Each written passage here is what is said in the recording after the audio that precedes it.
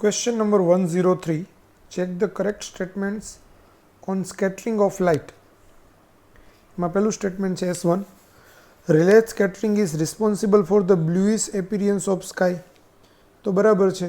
રેલેનું scattering છે એ આકાશ તમને blue કલરનું દેખાય એના માટે જવાબદાર છે, કારણ કે રેલેના સ્કેટરિંગ મુજબ સ્કેટરિંગનું એમાઉન્ટ છે એની તરંગ લંબાઈના ચતુર્થ ઘાતના વ્યસ્ત પ્રમાણમાં હોય. એટલે બ્લુ રંગની તરંગ લંબાઈ નાની છે એટલે એનું સ્કેટરિંગ વધુ થાય, એટલે બ્લુ રંગ છે એ આકાશમાં વિખેરાઈ જાય, અને જ્યારે આપણે ઉપરની બાજુએ જોઈએ ત્યારે વિખેરાયેલો આકાશમાં વિખેરાયેલું જે બ્લુ રંગ છે એ આપણી આંખમાં પ્રવેશતો હોય એટલે આપણને બ્લુ રંગ છે તે આકાશનો રંગ છે તે બ્લુ દેખાય. એટલે પહેલું સ્ટેટમેન્ટ સાચું છે. બીજું statement, Rayleigh scattering is proportional to 1/λ4 when the size of scatterer is much less than lambda. તો બીજું સ્ટેટમેન્ટ બી સાચું છે કે જ્યારે રેલેનું પરિમાણ એ હોય તો A is very very less than lambda હોય ત્યારે રેલે સ્કેટરિંગ થાય, અને રેલે સ્કેટરિંગનું માત્રા છે એ 1/λ4 ઉપર ડિપેન્ડ કરે, એટલે બીજું સાચું છે. Clouds having the droplets of water, large scattering objects, scatter all wavelengths are almost equal and so are generally white. તો ત્રીજું સ્ટેટમેન્ટ બી સાચું છે. આ બી મેં તમને સમજાવેલું કે ભાઈ જ્યારે A is very very less than ત્યારે લેમડા ત્યારે રેલે સ્કેટરિંગ થાય, પછી A is nearly equal to lambda હોય તો મી સ્કેટરિંગ થાય, અને A is very very greater than lambda હોય તો ભૌમિતિક પ્રકીર્ણન થાય. ભૌમિતિક પ્રકીર્ણનની અંદર છે પ્રકાશની તરંગ લંબાઈ છે બધી જ દિશાઓમાં બધી જ તરંગ લંબાઈઓનું પ્રકીર્ણન થાય, એટલે વાદળાઓ છે તે સફેદ દેખાય. તો આન્સર આવશે S1, S2, S3 એટલે ડી. તો આન્સર છે ડી આમાં. બરાબર. Next question. When sunlight is scattered by atmospheric atoms and molecules, the amount of scattering of light of wavelength 440 nanometer is A. જ્યારે λ1 બરાબર 440 નેનોમીટર હોય ત્યારે એનું સ્કેટરિંગનું એમાઉન્ટ એ છે, નેનોમીટર હોય. The amount of scattering for the light of wavelength 660 nanometer એટલે λ2 બરાબર 660 હોય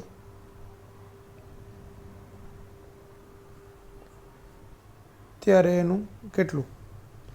હવે amount of scattering is proportional to 1/λ4 માટે A1 by A2 બરાબર λ2 by λ1 એનો 4 ઘાત.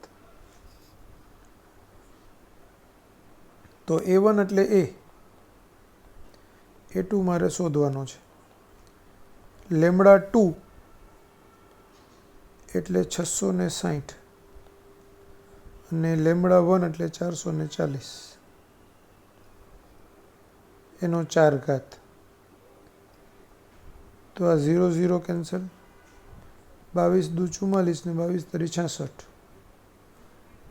એટલે 3 નો 4 ઘાત, તો 3 તરી 9 તરી 27 તરી 81, 21 ના છેદમાં 2 દુ 4 દુ 8 દુ 16 એટલે A2 is equal to 16A by 81. હવે 16A by 81 તમને ઓપ્શનમાં ક્યાંય આપ્યું નથી, પણ તમને ઓપ્શનમાં A by 5 આપ્યું છે, એટલે આપણે આને આમ લખી શકાય એના છેદમાં 81/16. હવે 16 × 80 થાય એટલે નિયરલી ઇક્વલ ટુ 81/5, 81/16 એ નિયરલી ઇક્વલ ટુ 5 થાય, તો આ nearly equal two A by 5 થાય, એટલે આપણો આન્સર આવશે સી.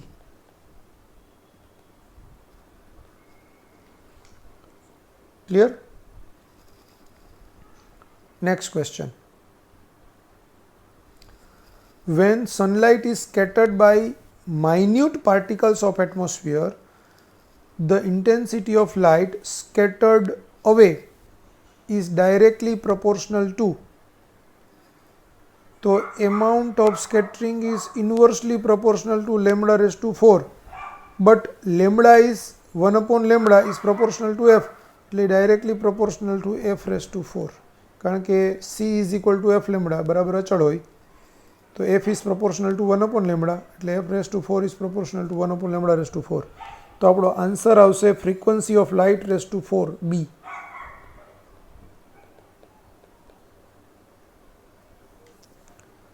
Next question.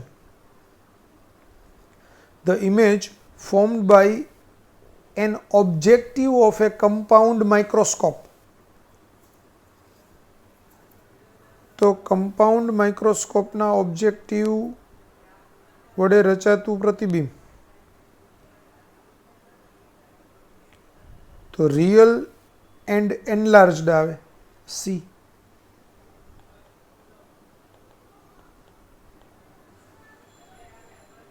કારણ કે ઓબ્જેક્ટિવમાં આપણે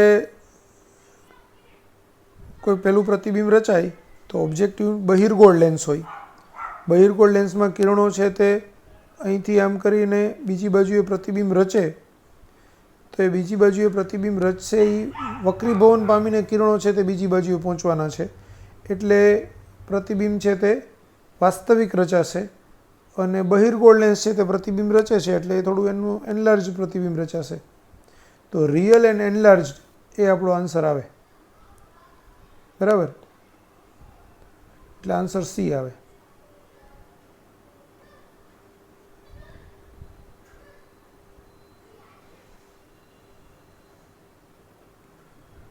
Next, magnifying power of telescope can be increased by. હવે ટેલિસ્કોપનું મેગ્નિફાઈંગ પાવર m બરાબર 4/5 યાદ કરો, બરાબર. માઇક્રોસ્કોપ માટે હતું LD/4 અને ટેલિસ્કોપ માટે FO/FE. હવે FO/FE આમાં આપણે m વધારવું છે, તો એમનું મૂલ્ય બે રીતે વધે, કાં તો FO ને તમે મોટો કરો અથવા તો FE ને નાનો કરો. તો હવે જુઓ બેમાંથી કઈ રીતે થાય. Increasing the length of telescope, તો આમાં L તો આવતું જ નથી એટલે ખોટી વાત. Increasing the focal length of objective, તો FO વધારો તો M વધે, એટલે બી સાચું છે. Increasing the diameter of objective, તો ડાયામીટર આવતો નથી આમાં. Increasing the focal length of eyepiece, તો ફોકલ લેન્થ આઈપીસ વધારો તો M ઘટે, એટલે આન્સર આવશે બી.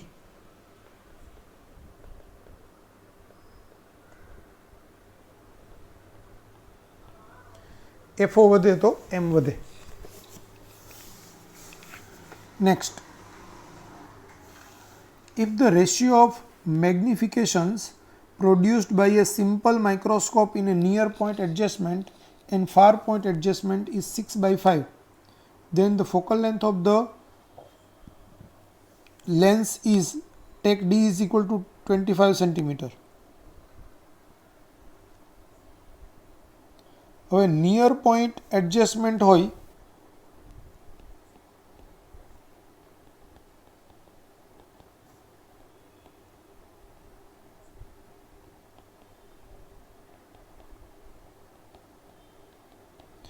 નિયર પોઈન્ટ એડજસ્ટમેન્ટ માટે એનું મેગ્નિફિકેશનને આપણે M1 કહીએ, તો M1નું સૂત્ર હતું 1 + D/f, અને ફાર પોઈન્ટ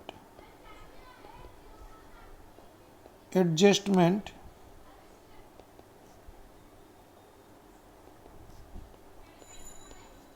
મોટા ઉણીનું સૂત્ર હતું D/f,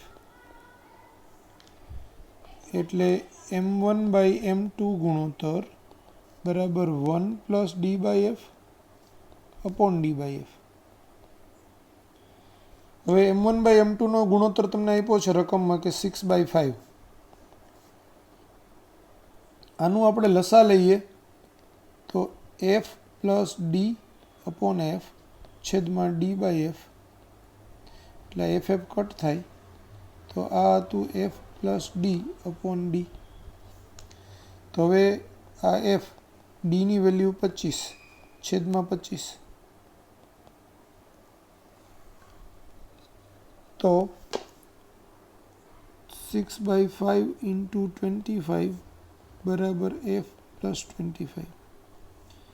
तो अहींया आ 5 6 5 ने 30 એટલે 30 बराबर f प्लस 25 માટે f बराबर 30 माइनस 25 એટલે f बराबर 5 centimetre.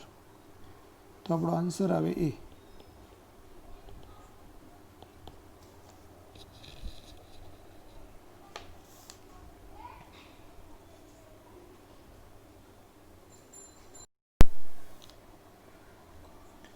The objective of a compound microscope is essentially तो कंपाउंड माइक्रोस्कोप ने टेलिस्कोप माटे बे वस्तु समझेलो। जो आ आईपीस होय तो कंपाउंड माइक्रोस्कोप टूंक में आवी रीते होय। आ आईपीस અહીંથી ટૂંકમાં આંખથી આપણે એને જોવાનું હોય, બરાબર, અને આ ઓબ્જેક્ટિવ।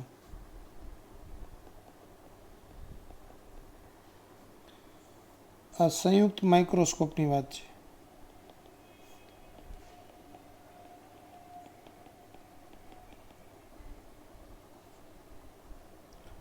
ટેલિસ્કોપ હોય ત્યાં ઊંધું હોય।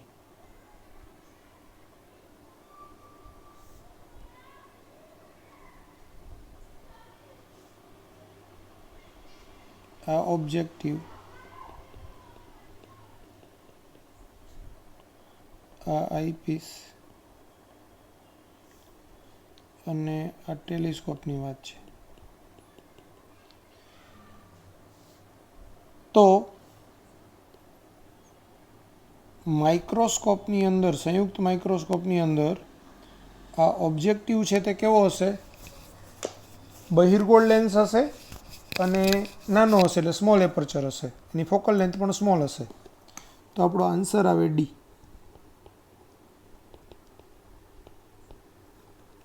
convex lens of small focal length and small aperture, D answer आवे। Next question, the length of a telescope is 36 centimeter, the focal length of the lenses can be। હવે લેન્થ ઓફ ટેલિસ્કોપનું L બરાબર FO plus FE થાય, બરાબર। બંને બહિર્ગોળ lens હોય એટલે FO અને FE ના મૂલ્યો ધન હોય। તો આપણે એવો જવાબ શોધવો પડે કે જેનો સરવાળો 36 થતો હોય ને બે જવાબ ધન હોય। તો 30 + 6 સેન્ટીમીટર એટલે 30 + 6 કરીએ તો 36 સેન્ટીમીટર થાય। માટે આન્સર ए 30 सेंटीमीटर અને 6 सेंटीमीटर બંનેઉ ધન આવશે કારણ કે ટેલિસ્કોપના બંનેઉ લેન્સ બહિર્ગોળ લેન્સ હોય। બહિર્ગોળ લેન્સની કેન્દ્ર લંબાઈઓ ધન હોય એટલે જવાબ આવે એ।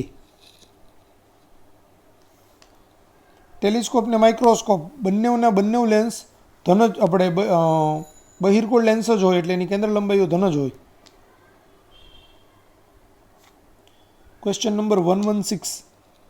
The magnifying power of an astronomical telescope is 8 centimeter and distance between the two lenses is 54 centimeter. Magnifying power of astronomical telescope M बराबर FO/FE એનો જવાબ છે 8 અને distance between two lenses એટલે L બરાબર FO પ્લસ FE થાય, એનો જવાબ છે 54 સેન્ટીમીટર। માટે FO બરાબર 8FE એટલે 8FE પ્લસ FE બરાબર 54। તો 9FE બરાબર 54 એટલે FE બરાબર 6 સેન્ટીમીટર। માટે FO બરાબર 8FE એટલે 8 × 6 48 સેન્ટીમીટર. તો હવે તમને પૂછ્યું છે focal length of I lens and objective, એટલે FE અને FO, એટલે 6 સેન્ટીમીટર અને 48 સેન્ટીમીટર. પહેલાં FE કહેવાનું છે ને પછી FO લેવાનું છે, એટલે પહેલાં 6 આવશે ને પછી 48 આવશે, એટલે આપણો આન્સર આવશે એ.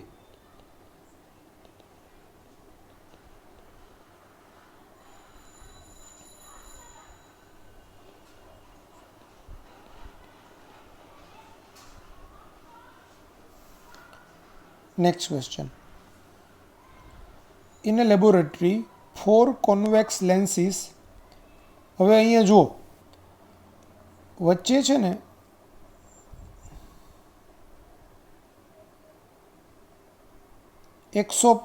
થી ડાયરેક્ટ 111 આવી ગયેલું છે.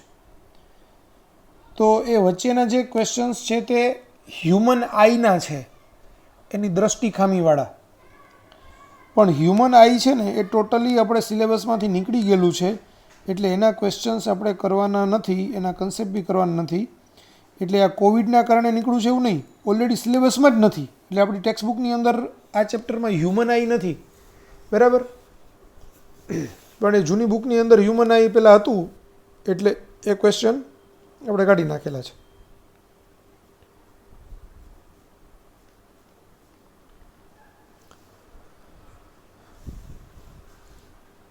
In a laboratory, 4 convex lenses L1, L2, L3 and L4 of focal length 2, 4, 6 and 8 cm respectively are available.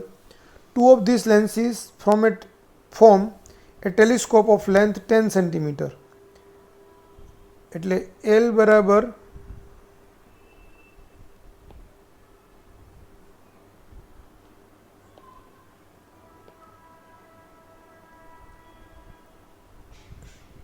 L બરાબર 10 સેન્ટીમીટર, એ હંમેશા FO પ્લસ FE હોય. એન્ડ મેગ્નિફાઈંગ પાવર M એટલે FO પ્લસ FE હોય, એ 4 છે, બરાબર. તો FO બરાબર 4FE થાય. હવે FO પ્લસ FE બરાબર 10, એટલે 4FE પ્લસ FE બરાબર 10, એટલે 5FE બરાબર 10, એટલે FE બરાબર 2 સેન્ટીમીટર. માટે FO બરાબર 4FE, એટલે 4 into 2, 8 સેન્ટીમીટર. હવે જુઓ 2 સેન્ટીમીટર ને 8 સેન્ટીમીટર, એટલે કયા લેન્સ થાય? તો 2 સેન્ટીમીટર એટલે L1 અને 8 સેન્ટીમીટર એટલે L4. હવે ઓબ્જેક્ટિવ અને આઈ લેન્સીસ, પહેલાં ઓબ્જેક્ટિવ છે અને પછી આઈ લેન્સ છે. તો ઓબ્જેક્ટિવની કેન્દ્ર લંબાઈ કેટલી છે? 8 સેન્ટીમીટર, એટલે 8 સેન્ટીમીટર કોમા આઈ લેન્સની કેન્દ્ર લંબાઈ કેટલી છે? 2 સેન્ટીમીટર. હવે જુઓ 8 સેન્ટીમીટર એટલે L4 છે અને 2 સેન્ટીમીટર એટલે L1 છે, એટલે આપણો આન્સર આવશે L4, L1 એટલે D.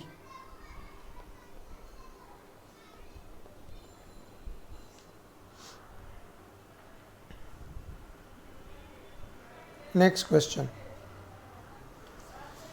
A telescope has an objective lens of focal length 200 cm and an eyepiece with focal length 2 cm. ઓબ્જેક્ટિવનો ફોકલ લેન્થ છે 200 સેન્ટીમીટર, FO બરાબર 200 સેન્ટીમીટર. પછી આઈપીસ FE બરાબર 2 centimetre. If the telescope is used to see a 50-meter tall building at a distance of 2 km, what is the height of image of the building formed by the objective lens? Question સારો છે, અહીંયા 50 metre ઊંચું building છે આમ,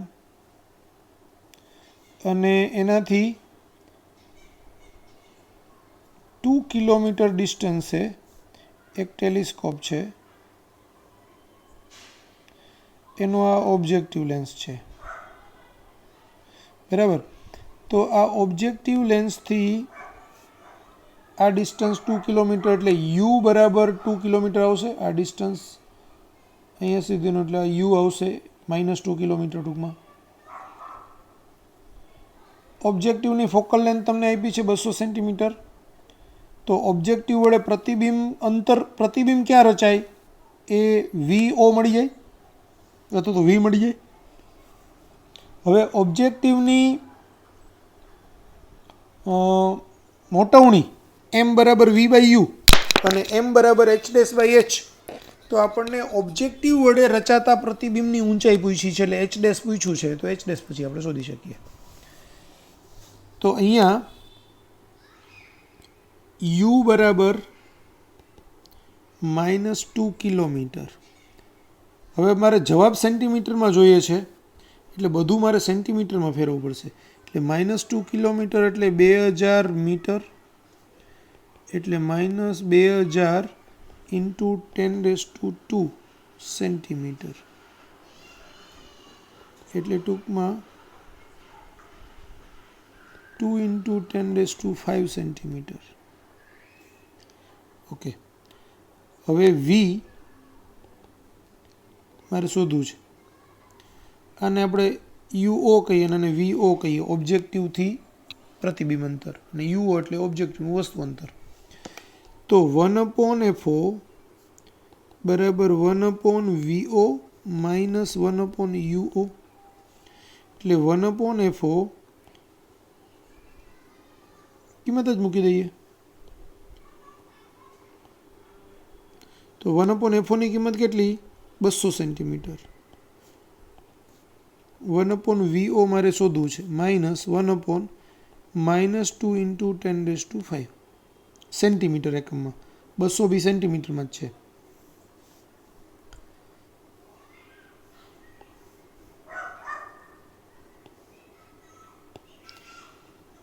તો 1/VO બરાબર આ minus minus plus, એટલે પહેલી બાજુ જઈએ તો માઇનસ, એટલે 1/200 માઇનસ 1/2 × 10⁵, એટલે 1/VO બરાબર લસા કેટલો આવશે?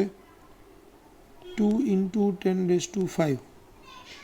હવે 200 ને આપણે 2 × 10⁵ કરવું હોય તો 1000 વડે ગુણવા પડે, એટલે આ 1000 માઇનસ એના છેદમાં તો છે જ, એટલે 1, એટલે આ 999 છેદમાં 2 × 10⁵,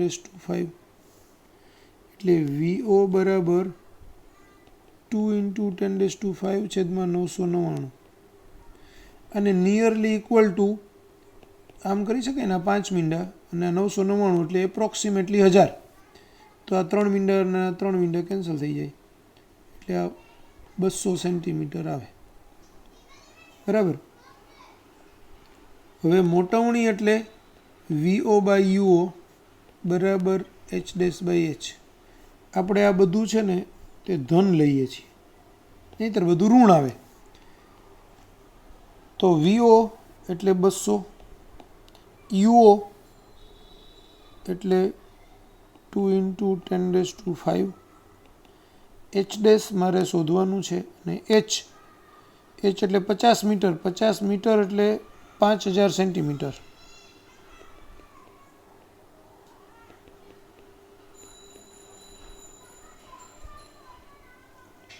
તો H' બરાબર શું થશે? 200 ગુણાકારમાં 5000 છેદમાં 2 × 10⁵. આ 10⁵ ના 5 0 આની સાથે કેન્સલ, આ 2 અને 2 કેન્સલ, તો આ 5 સેન્ટીમીટર આવશે. એટલે H' બરાબર 5 સેન્ટીમીટર. તો આજ આપણો આન્સર થાય, એટલે આન્સર આવે A.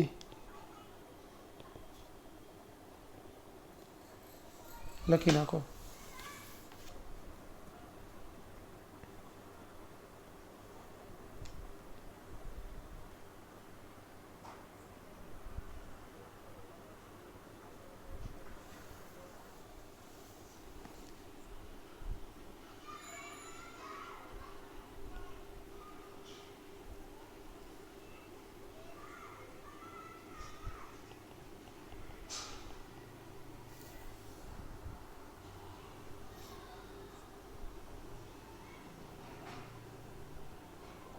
Next question.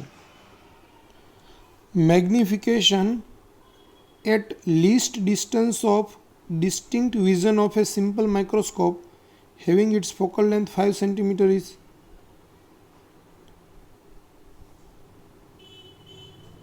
तो magnification at least distance of distinct vision એ 1 + d/f થાય એટલે 1 + d ની વેલ્યુ 25 હોય આ 5 એટલે 1 + 5 એટલે 6 આવે તો આન્સર આવશે D.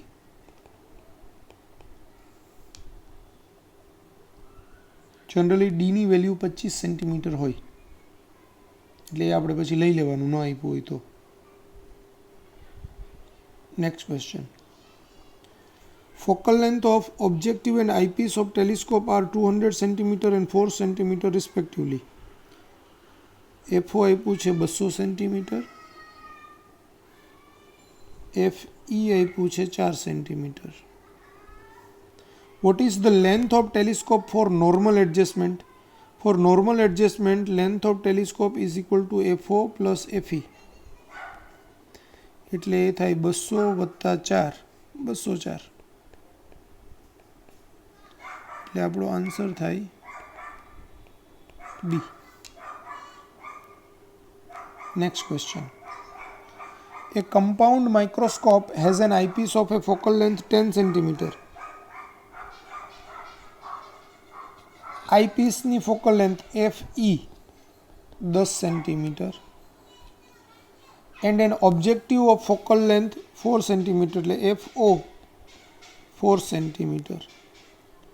Calculate the magnification if an object is kept at a distance of 5 cm from the objective. એટલે આ શું આપ્યું છે UO. UO બરાબર -5 સેન્ટીમીટર થશે કારણ કે ઓબ્જેક્ટિવથી અંતર આપણે વસ્તુ અંતર ઋણ લઈએ. So that the final image is formed at the least distance of distinct vision 20 cm. એટલે ડી બરાબર આપ્યું છે 20 સેન્ટીમીટર.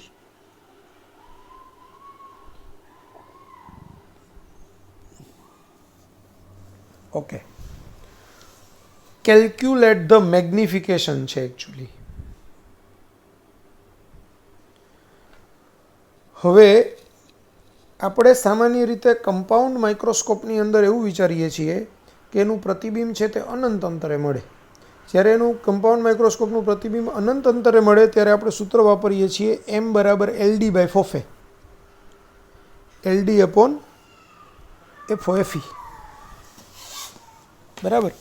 પણ અહીંયા આપણે મોટવણીનું સૂત્ર વાપરવું પડશે. માઇક્રોસ્કોપની મોટવણી M એટલે આઈપીસની મોટવણી ગુણાકારમાં ઓબ્જેક્ટિવની મોટવણી.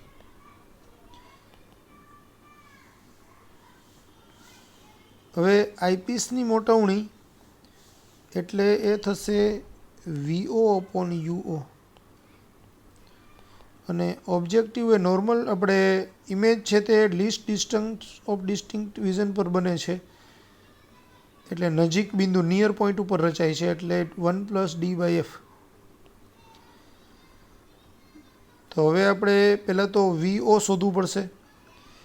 તો 1/FO બરાબર 1/VO - 1/UO એટલે 1/FO એટલે 4, 1/VO -1/-5 માઇનસ પ્લસની પહેલી બાજુ એટલે માઇનસ થાય તો 1/VO બરાબર 1/4 -1/5 એટલે એ 5 - 4/20 એટલે 1/20 એટલે VO બરાબર 20 સેન્ટીમીટર. તો હવે મોટવણીનું સૂત્ર M બરાબર VO/UO ગુણાકારમાં 1 + d/f.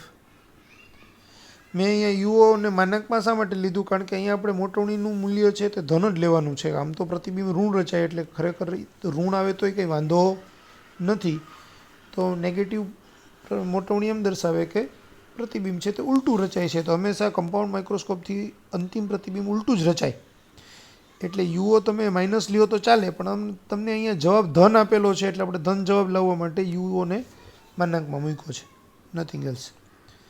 હવે V0ની વેલ્યુ છે 20 સેન્ટીમીટર, U0ની વેલ્યુ છે -5, એટલે એને આપણે ધન 5 જ લેવાનું છે. આ 1 પ્લસ ડીની વેલ્યુ 20 સેન્ટીમીટર આપેલું છે રકમમાં, ન આપ્યું હોય તો 25 લેવાનું. અને F, તો આ મોટવણી કોની છે? ઓબ્જેક્ટિવ, આપણે એ આઈપીસ માટે થશે. આ ઊંધું લખ્યું છે, એમઓ ને આ એમી, બરાબર. તો એ આઈપીસનું 10 થાય, તો 20/5 એટલે 4, અને અહીંયા 1 પ્લસ 20/10 એટલે 2, તો 4 × 3 12. તો એની મોટવણી આવશે 12, આન્સર આવે એ.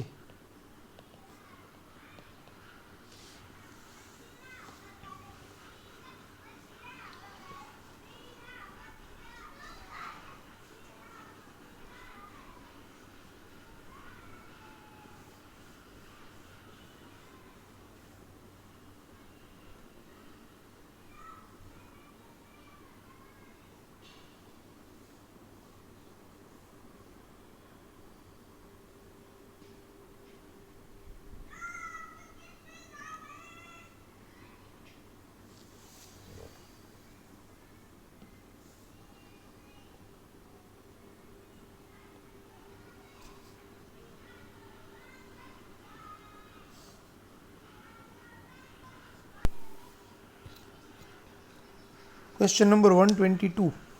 The focal lengths of an objective and of eyepiece of a compound microscope are FO and FE respectively. If L is the tube length and D the least distance of distinct vision, then its angular magnification when the image is formed at infinity is. હવે જ્યારે પ્રતિબિંબ અનંત અંતરે રચાય ત્યારે મોટવણીનું સૂત્ર છે M = LD/4, M = L/FO × D/FE, એટલે આપણો આન્સર આવે ડી. આ સૂત્ર છે.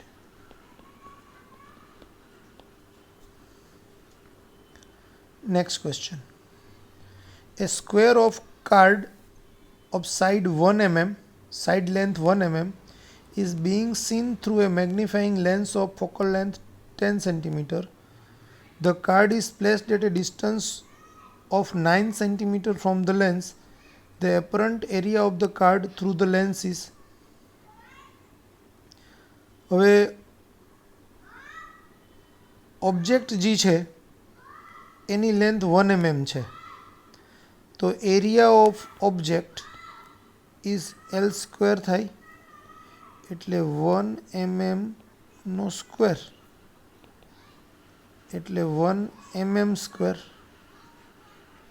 જવાબ તમારે સેન્ટીમીટર સ્ક્વેરમાં છે, તો 1 mm² ને આપણે કન્વર્ટ કરી નાખીએ સેન્ટીમીટર સ્ક્વેરમાં.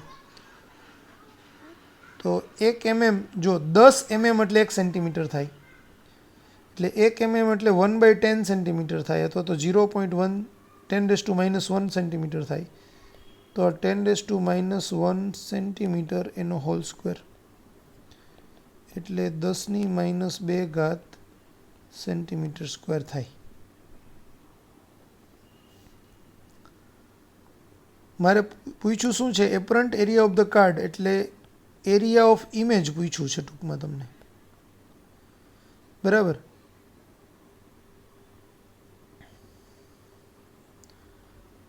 હવે એનું એરિયલ મેગ્નિફિકેશન એટલે કે સરફેસ મેગ્નિફિકેશન MS એ આપણે આવું ભણેલા કે area of image upon area of object એના બરાબર M² બરાબર VO/UO એનો સ્ક્વેર. એટલે અલ્ટિમેટલી એઆઈ બાય એઓ બરાબર વીઓ બાય યુઓનો સ્ક્વેર થશે. એના પરથી આપણે જવાબ લાવવાનો છે. હવે એના માટે વીઓ જોઈશે, યુઓ તમને આપ્યું છે તો 1/FO બરાબર 1/VO માઇનસ 1/UO. એફઓ આપ્યું છે 10 એટલે 1/10 is equal to 1/VO minus 1/-9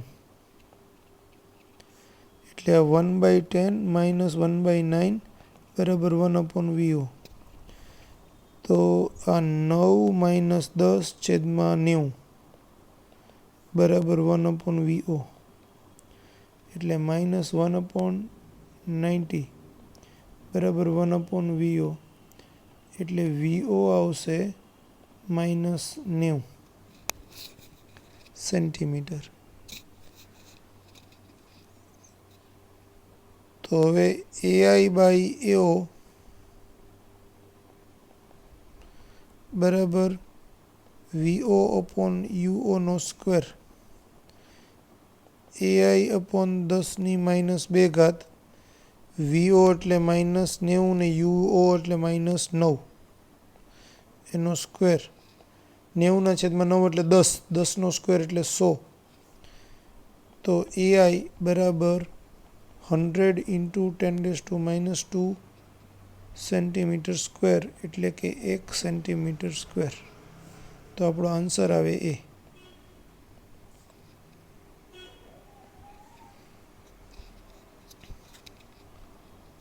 ખ્યાલ આવી ગયો? Next question. When a telescope is in normal adjustment, the distance of the objective from the eyepiece is found to be 100 cm. If the magnifying power of the telescope at the normal adjustment is 24, the focal lengths of the lenses are. હવે normal adjustment વખતે objective અને eyepiece વચ્ચેનું અંતર એ length of tube કહેવાય, એટલે tube length કહેવાય. L બરાબર FO plus FE એ તમને આપ્યું છે 100 સેન્ટીમીટર. અને મેગ્નિફાઈંગ પાવર ઓફ ટેલિસ્કોપ એમ એટલે FO અપોન FE એ આપ્યું છે 24. માટે FO બરાબર 24 FE. આ સમીકરણ 1 આ 2 આ 3 કહી દઈએ. તો આ 3ની કિંમત 1માં મૂકતા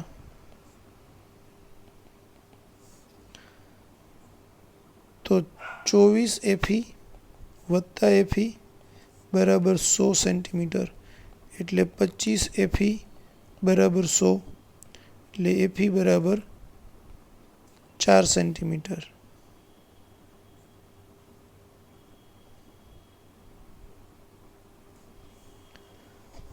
હવે FO બરાબર 24 FE એટલે 24 ગુણાકારમાં 4 એટલે 96 સેન્ટીમીટર. હવે તમને પૂછ્યું છે ફોકલ લેન્થ ઓફ ઓબ્જેક્ટિવને આઈપીસ માટે, તો 96 અને 4 એટલે આન્સર આવશે એ.